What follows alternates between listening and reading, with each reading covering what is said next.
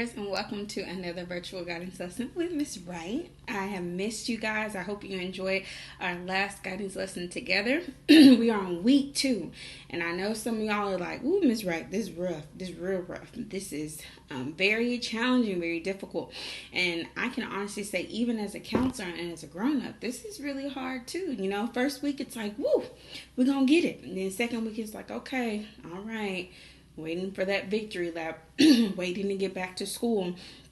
But unfortunately, boys and girls, it's still taking a little bit of time. And so we're going to talk today about dealing with that, because I know that last week when we talked about just how to cope with change, this week we're going to talk about conflict resolution.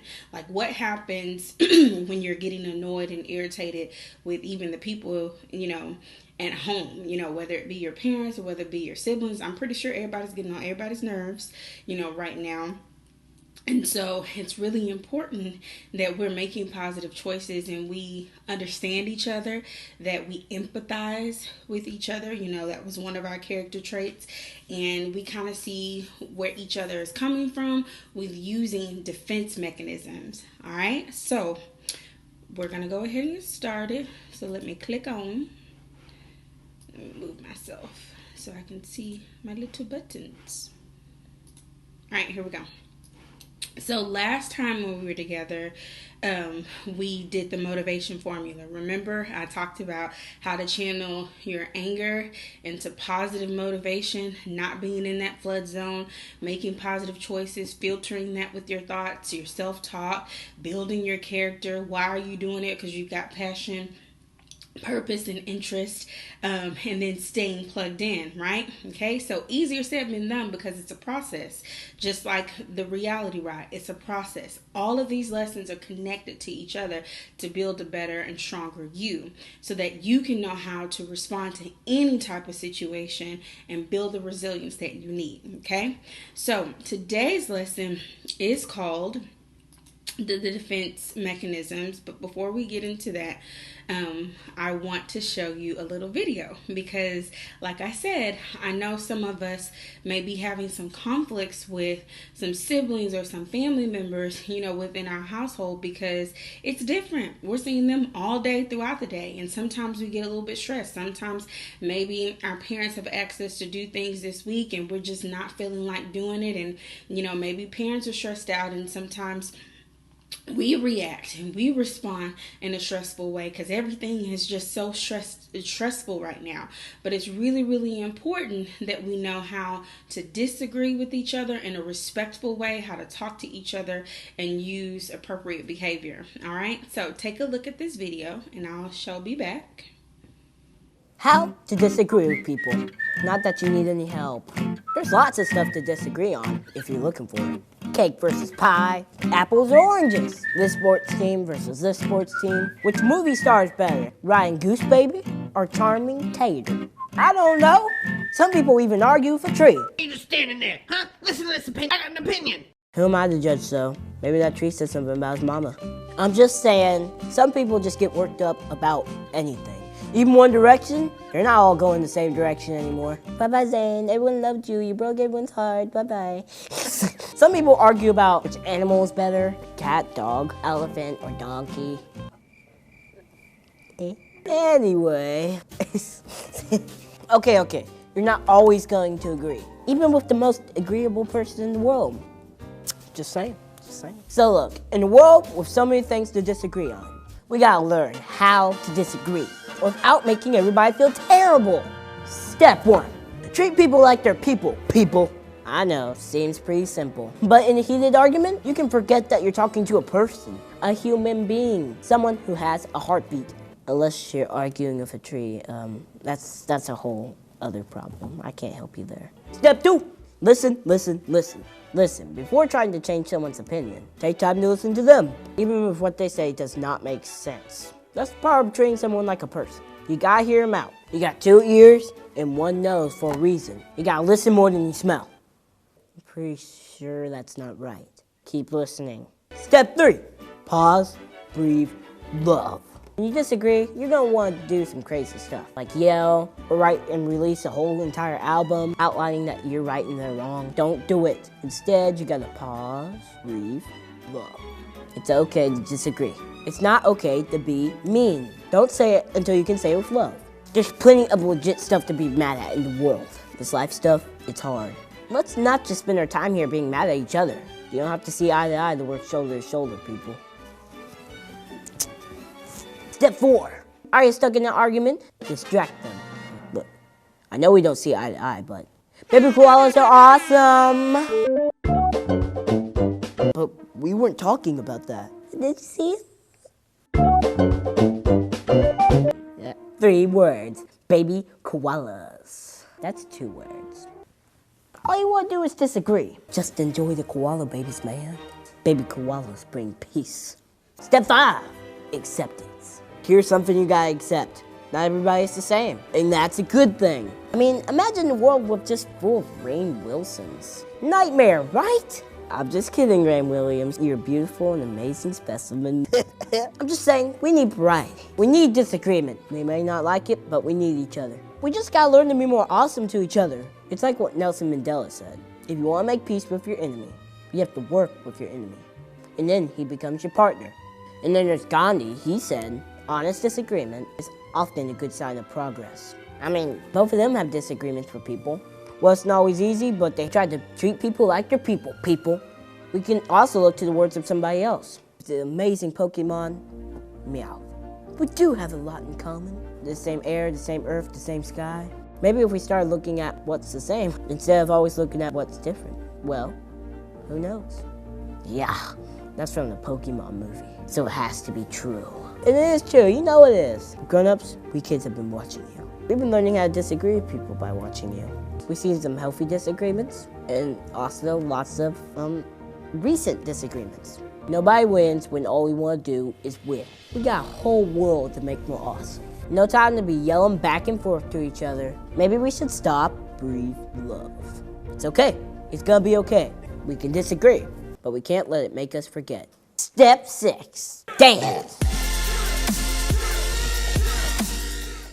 All right, so I hope that you liked Kid President. I love Kid President. He's gotten a lot older, but he had lots of wise things to say. And I love how he makes it so natural that, we all have our feelings, but I love what he said is that sometimes we forget that people are people, and that we all need to be treating each other with kindness and respect, especially in, today's times while we're going through this crisis situation. So today we're going to talk about defense mechanisms. Oh, yeah. Okay, so when we look at defense mechanisms, and Wright always has the amazing illustrations, what do you see here? I see a knight. I hope you see a knight too, right? Knight reminds me of like a soldier, right? Ready, prepared for war. And when we think about war, it's like going into a battlefield. It's not going, to go get candy or ice cream. Something difficult or something challenging is going to happen. And so what I want you to look at the knight and all of the equipment he has on. He has something called armor on, right? He has things on his body to help him in battle. And when I think about the armor that he has chosen to put on, I think that he has chosen this armor, and I want you to think as well, why did he choose this armor? Well, what would be the obvious reason? Well, Miss Wright, because he don't want to get hit. He doesn't want to get killed. He doesn't want to get hurt. So he has to have the proper armor in order to protect himself or herself. So when I look at this, I see the helmet, right?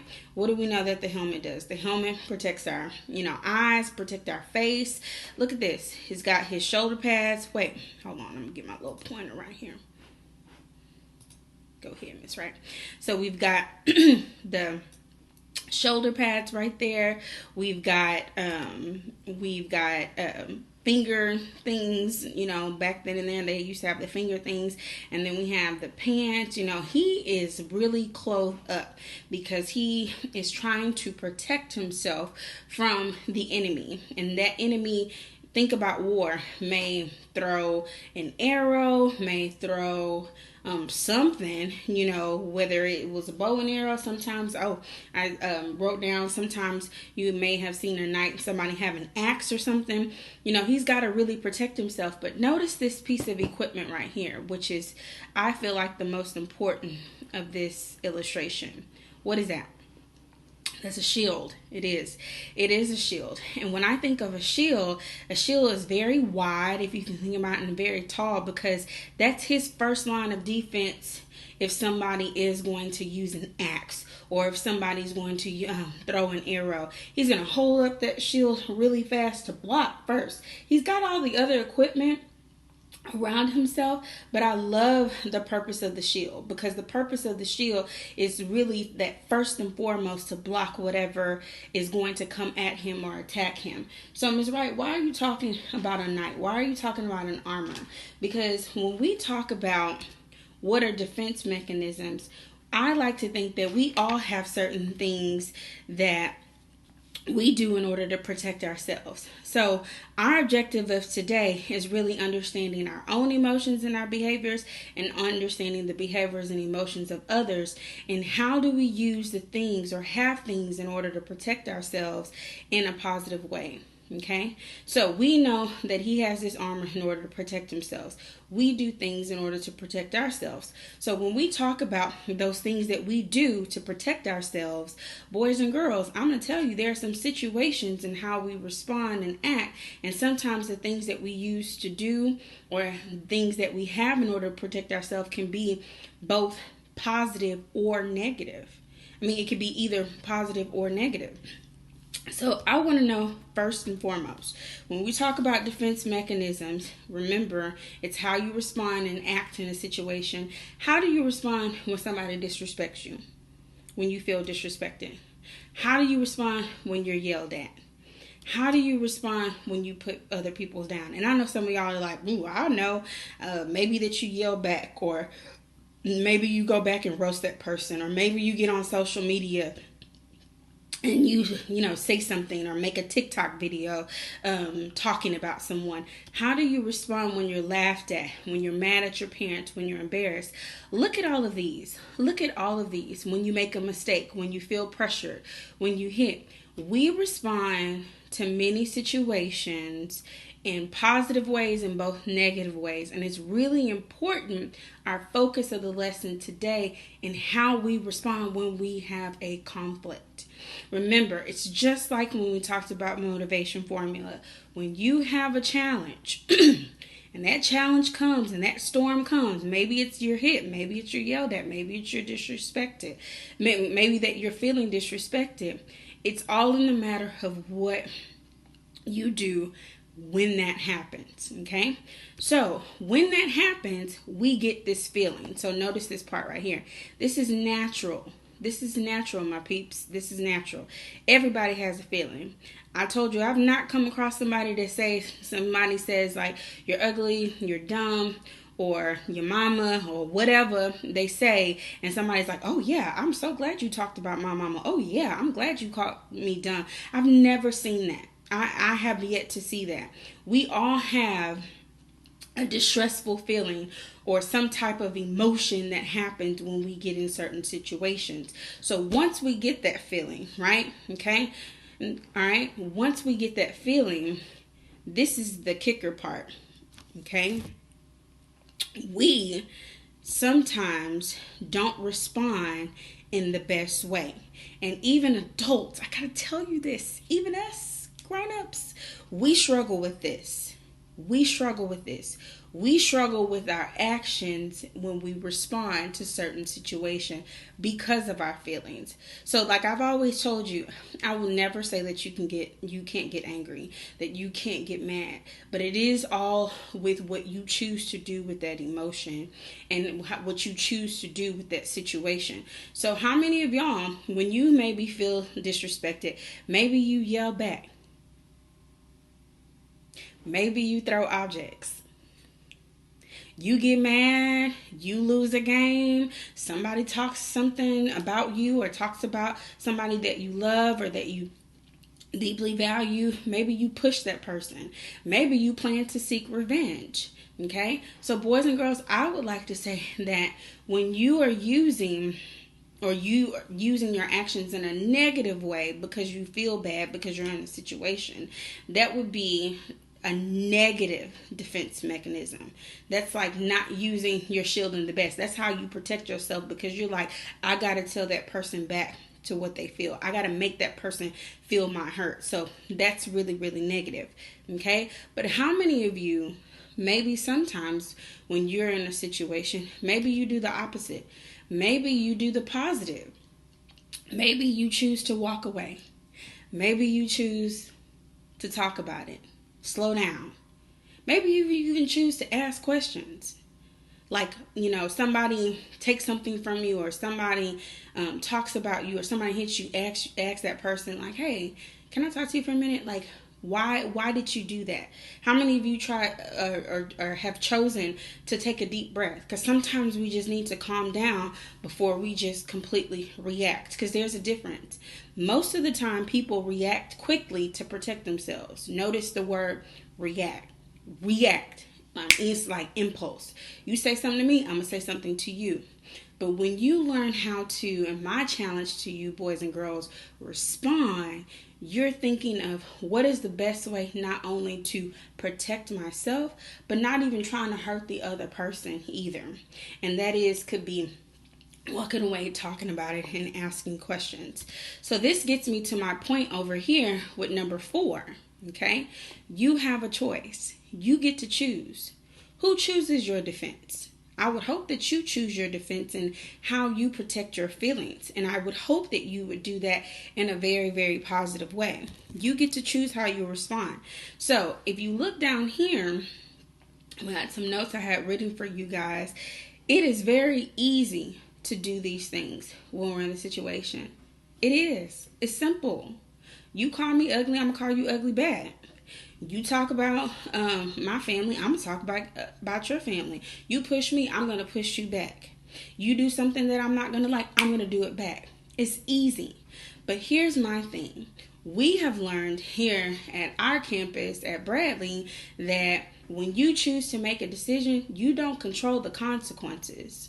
There are positive and negative consequences. So you have to be careful, because if you remember, consequences or the result of something that happens to you after something has been said or done to you. So if I choose to call you ugly, better believe that you might call me ugly back. And so that may make things worse. So it's really important to think things through before you react in a negative way. It's easy, right? Just like when we're doing the reality ride.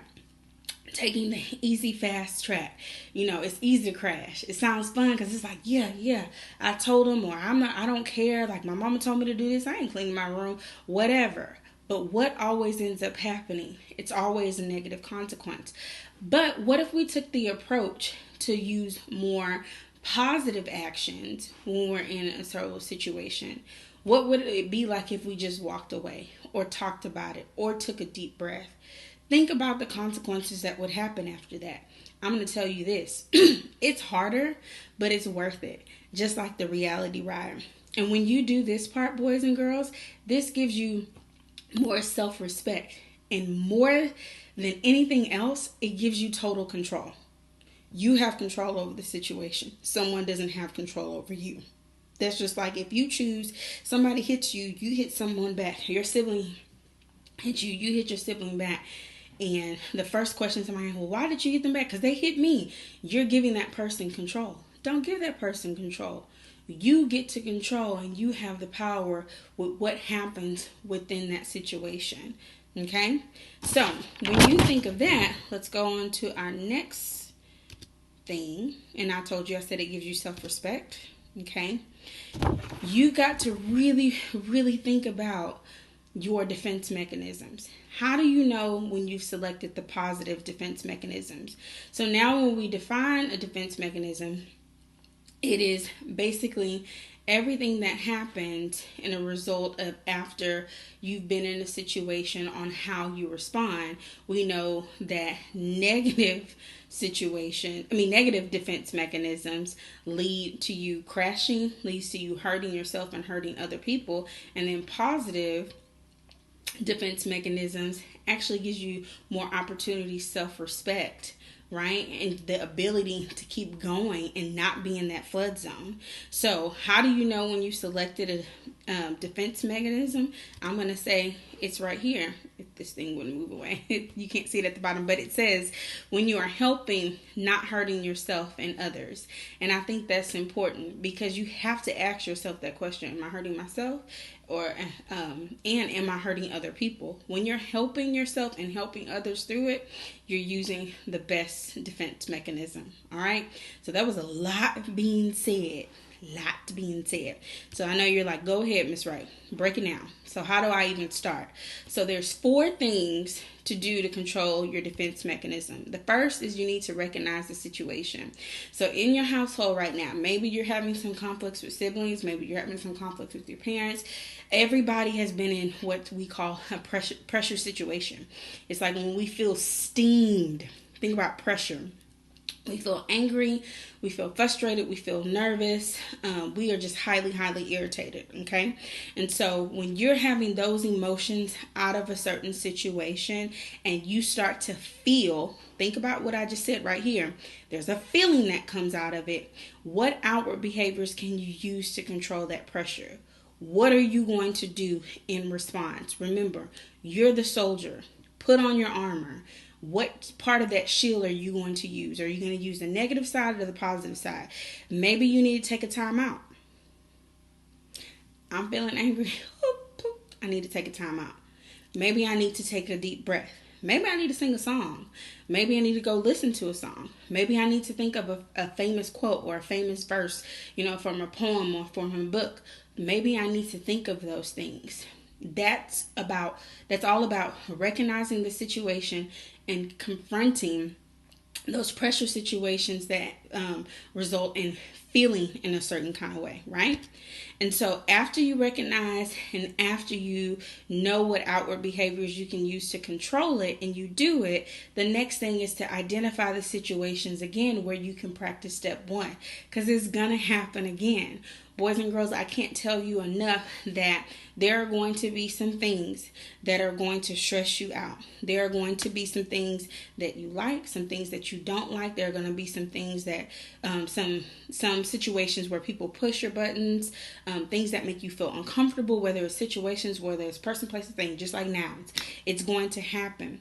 But how will you respond? If you notice that this is just how things always tend to happen, then you can already have a plan. So this question here, what are the situations that you need to practice this? Maybe this is with your siblings this week. When my sister always comes into my room, maybe that's something that she always does and it annoys me to the T. What are you going to do that you already recognize in step 1 that really has helped you so you can be better prepared? Because when you expect things to happen, you can respond better. It's when the unexpectedly things happen, that's when we have to slow down and learn from it. But here's the thing.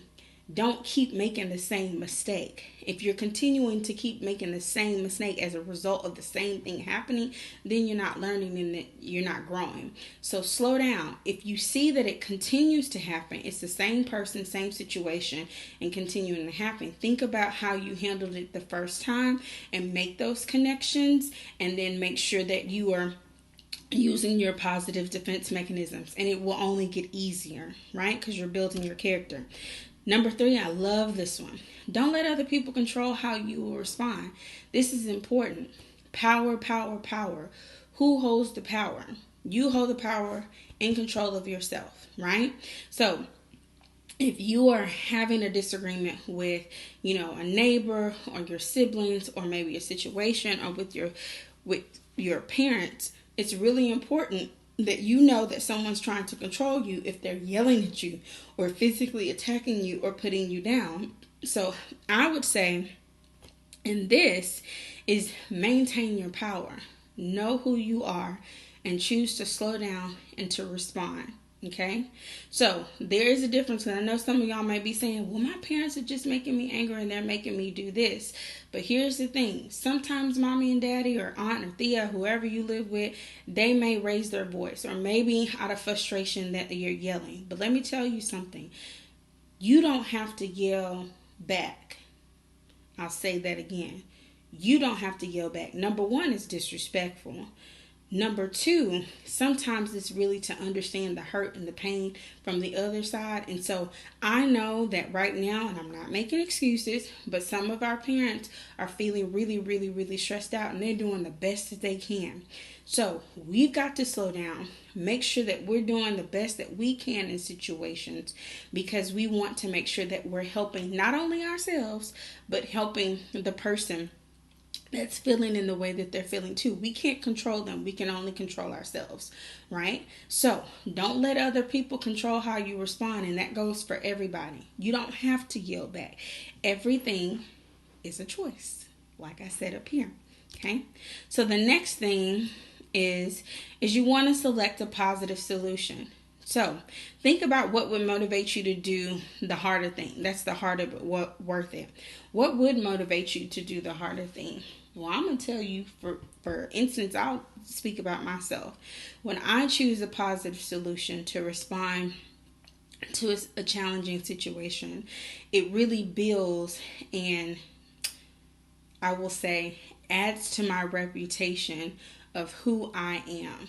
I stay true to who I am, because when I am seeing that someone is yelling at me and I choose to respond kindly, or I choose to ignore it in the best way that I can, it really adds to Miss Wright. Yes, she's always calm, she's kind, she's patient, she's understanding, she's not just, flipping out. And I think that that's important, because if you are who you say that you are, who you want to become, your image is still everything. And so you want to make sure that you're portraying that image the best way that you can in every single way possible. There was something else. So, and I want you to make sure that you're living up to your label. What is your label? Who are you? And I think that's important. Remember, we talked about keeping your eye on your goal, who you want to become, what type of personality trait that you want to have. You have to live up to you. Well, I'm not going to say you have to. It's a choice in living up to that expectation. If you want to say that I am this person, then what actions are you putting into place to make sure that you're upholding that label? Okay? So last but not least, you get to choose how you respond.